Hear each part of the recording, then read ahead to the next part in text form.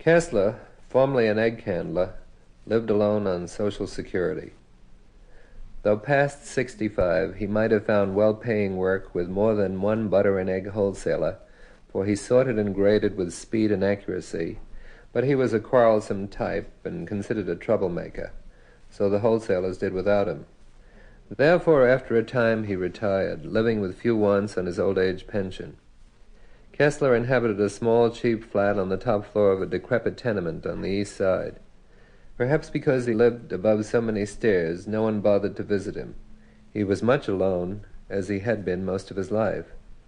At one time he had had a family, but unable to stand his wife or children, always in his way, he had after some years walked out on them.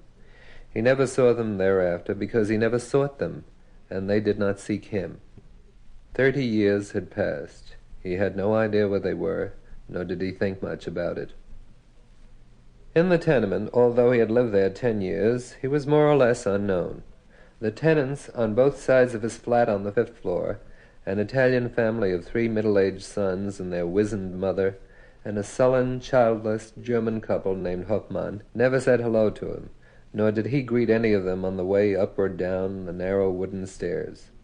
Others of the house recognized Kessler when they passed him in the street, but they thought he lived elsewhere on the block.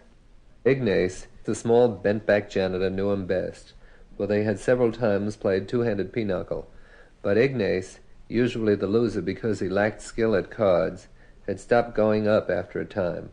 He complained to his wife that he couldn't stand the stink there, that the filthy flat with its junky furniture made him sick.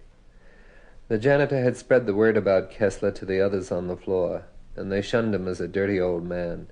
Kessler understood this, but had contempt for them all. Sample complete. Ready to continue?